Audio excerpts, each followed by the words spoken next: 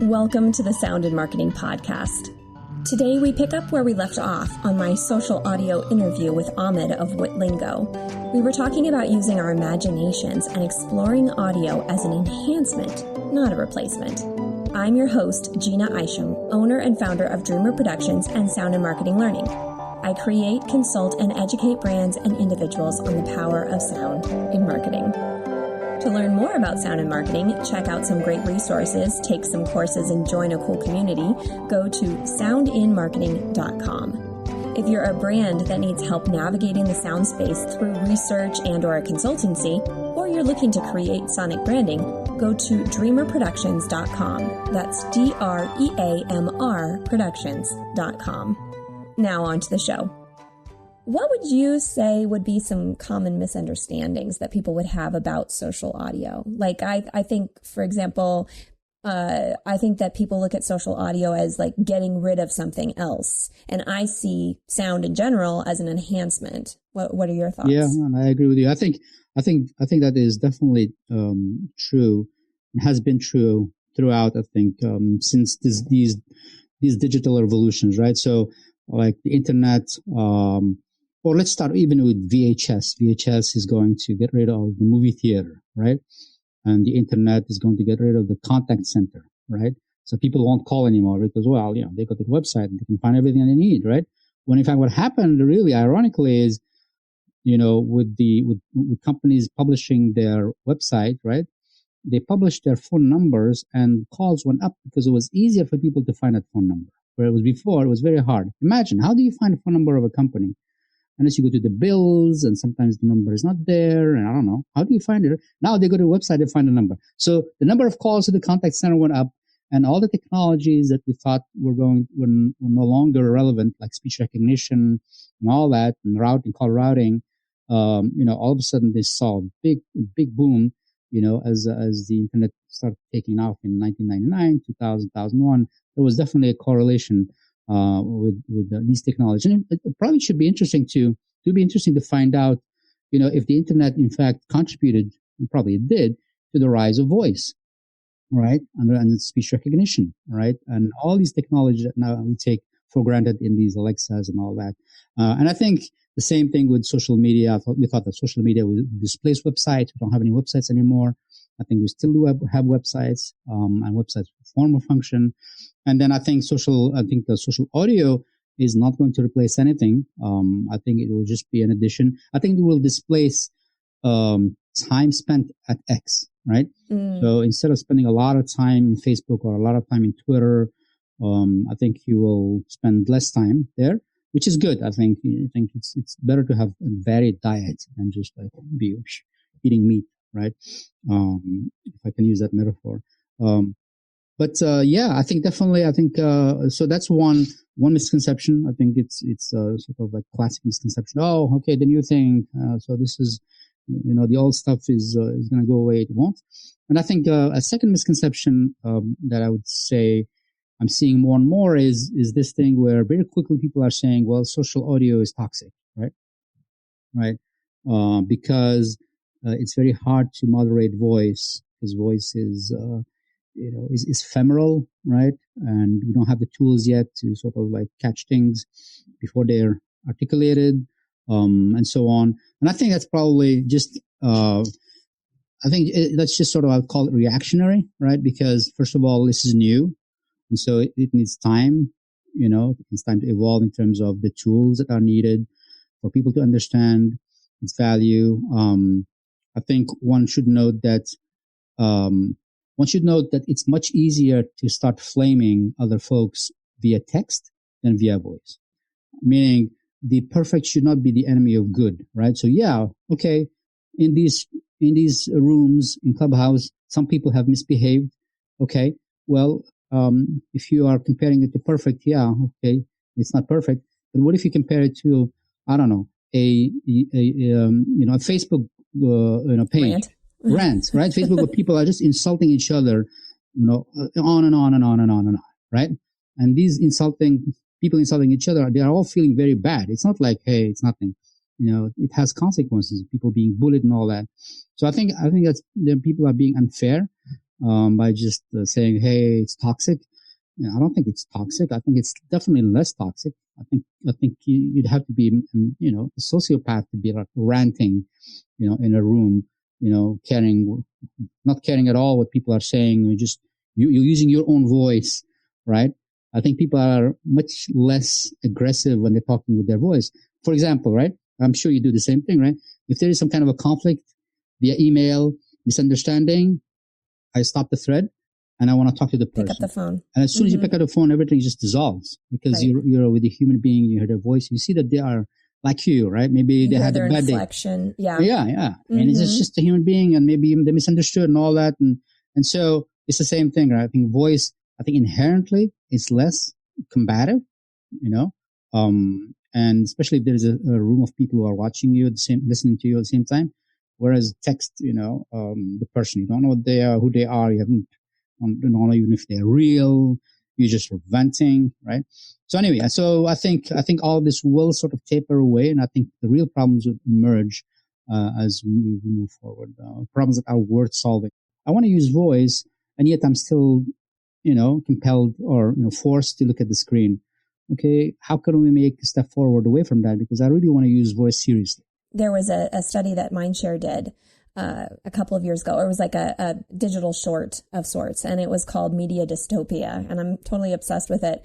But basically, they predicted that, that the digital world just got there was just so much, and then people wanted a release. They wanted to get rid of their technology and step away, and audio is a way to do that. Podcasts, you can still get your information, but you can just sit with it and you don't have to look at anything. You can take a break. Your eyes are tired. You can move around. You can go about your day. It's a release of sorts. And then I also think about, as we get out of COVID and pandemic and all that stuff, voice has a real life use. We're going towards a touch-less environment, and voice gives us the opportunity to help in healthcare, have automation for sounds and alerts and things like that for nurses to understand what their patients are going through, but letting them sleep more. Touchless elevators and, using haptic vibrations on ATM machines. There's so many options that we can do that will help us into this new normal that we're entering. I see so much functionality. It's more than just social. No, that's for sure. I think we are going to re-engage with the real world, so to speak, in a way that we sort of disconnected from it for a while. I see. Have you heard of this concept called the Gutenberg parenthesis? Gutenberg is a person, I think in 16th century, or 15th century, who invented the printing press. So now you could basically print very inexpensively, as opposed to before, manuscripts were written by people, right? And now you could just set up and, create, newspaper or books and all that, right? So then that sort of created the explosion of the written word, in a scalable way, right? So now you could propagate information to tens of thousands of people in a way that is cost effective, right? And so the written word became the preferred way to communicate with folks, right? Before that, it was mainly oral, right? It was very expensive for people to own books or to write, or they didn't know how to write, right? And so the Gutenberg apprentice there was a apprentice that started at that point that maybe it's closing now because we're going away from the written to the oral, right? So meaning we can communicate. Repeating itself. Yeah, sort of. I don't think we're going back. I think it's just an interesting way of framing things. I think the written word will remain, of course, and all that. But I think what's going to happen is perhaps the written word will have less of a central, the visual and the written will have less of a central place to play in communication between folks. Yeah, no, it's very interesting. I feel like every pinnacle moment of new kind of mass communication has always had its naysayers, has always had a moment where they're just saying this isn't going to work, and then it does. So I mean, this is preaching to the choir, but voice isn't going anywhere. It's gonna get more powerful. It's gonna be more what's the word? refined and more defined. It's going to make more sense. My friend and I, we used to make fun of when someone would leave a message, like a voice message, and you'd go into Google Voice and it would it would say it. It would say what the message was, and it got it so wrong. And it was hilarious, like the words that they would come up with. We couldn't make fun of it for too long because it fixed itself. Yeah. And so just with time and with resources. With the data, because, data. Those audios are being used by Google to train a thing. Because there were human beings behind, and they would take that audio and they would transcribe it and say, "You see, this is what you should have done. This is what you should have transcribed, right?" And would learn, right?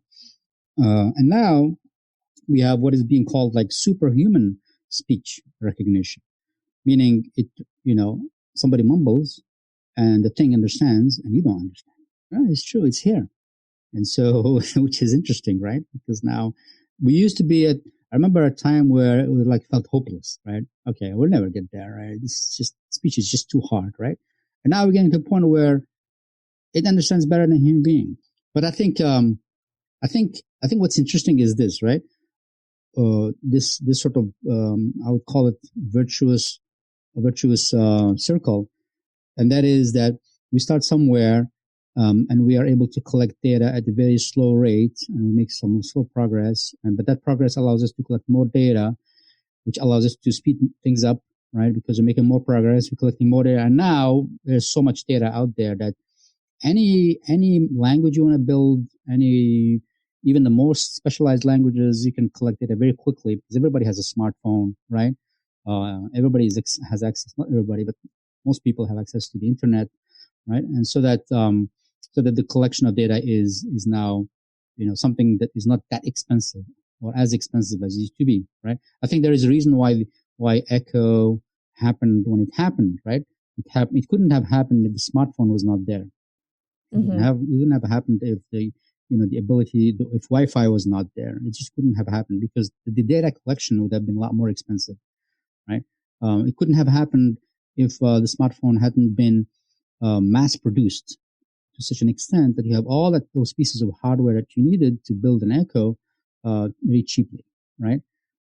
So technology usually, if you go back, there's a story to why it happened and how it happened, and in terms of hardware and software, I think we just had to go through the phases of an internet, and then smart devices. First of all, it was like BlackBerry, right? That allowed people to like get hooked on the notion of I can do things wherever I am. And then the smartphone where I want to do things wherever I am, but more than just email. And then when everybody had a smartphone, all that, factories all over the world could produce these things cheaply. And so you could go to the next thing, in addition to getting all the data that you need. Everything happens for a reason. Yeah. I mean, that's the thing. Can you share anything exciting that's coming or something that you're excited about that's coming down the pike that people should know about? Well, right now my life is revolving around the launch of a product in our company. So I'm going to be very selfish and just talk about that a little bit. Please do. Because I think it does reflect, we're not going to be the only ones who are going to be doing things like this, right? But it has to do with social audio. And our focus is on solving a couple of problems that are emerging in what is being called synchronous social audio, meaning we're all at the same time listening to the same thing and talking at the same thing, and it starts at 3 o'clock and ends at 4 o'clock, right? So it's time box as well. Okay, so the biggest problem that's emerging right now is the problem of moderation, right? Making sure that bad things are not said. And that's a big problem that brands see because there's liability, right? So if this room is being sponsored or is being hosted by, I don't know, IBM or by, Giant Food, whatever it may be, right? Somebody might say, well, I was insulted in that room and this is your room and you have lawyers and you have insurance, so pay me $1 million, right? right? So there's that kind of reputation. So the way we're sort of approaching that is enabling these brands to launch what we're calling social audience stations, right? And they are a way for the audience. It could be your fans, it could be your customers, your prospects, to share something using their voice and have that audio be available for somebody in your digital marketing team to make sure it's good, right? So to get an alert. And so we're building filters that give you that, hey, there's profanity here, or hey, this sentiment is negative, and a couple of other indicators to allow you to quickly say, hey, this is kosher, let's let it go, or no, let's decline it. And by letting it go, you're able to deliver it in multiple formats. So one of them is a stream of audio with some background music, and you hear all these people saying things, right? For example, we just to prototype saying, actually we're more around the beta phase. We have this audio station called LingoFest, right? So if you go to withlingo.com/LingoFest, you'll be able to see a demonstration of this. So all the people who presented at LingoFest, and I invited you, so you should post so people can hear your voice. They say 30 seconds of something about their experience, right? And then you hear them behind with some background music, and it sounds really nice because everybody gets a turn to say something, right? That thing is safe because it was vetted by somebody, and it's an experience that allows you to feel, what other people are saying, but also gives you a chance to say it, but not in a pressure way where you are like live and you're an audience, people are listening to you. Anyway, so that's one of the things we're doing, and I think we will see things like this. Where the iteration is to start including just regular folks, right? I think before this iteration was enabling folks who are pushing the envelope to like launch podcasts, but not everybody has the time or the inclination to do a podcast, but still they have things to say, and they have things to say about multiple things, right? So the idea is, can they have places where they can go and say those things, and Clubhouse and these guys are one of these ways of doing it. And hopefully what we're doing, which we're calling again audience stations, hopefully is another one among other ways that I think innovators will deliver.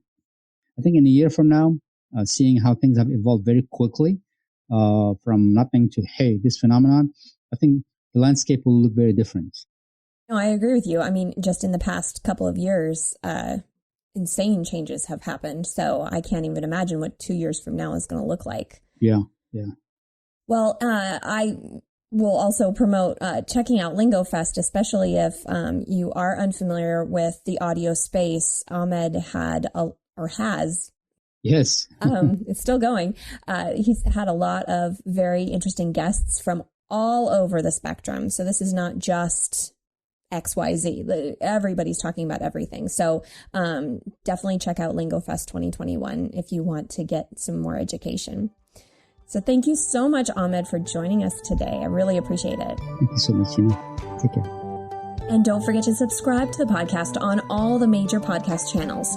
Share with your friends, follow, and rate. Spread the word because, well, more people should know about this stuff. I know you know that now. For any other inquiries, you can find me at Dreamr Productions, that's DREAMR Productions.com, or soundinmarketing.com, LinkedIn, Twitter, and Facebook. You can also email me at Jeanna, Jeanna, at dreamrproductions.com. All links will be provided in the show notes. Let's make this world of sound more intriguing, more unique, and more on brand.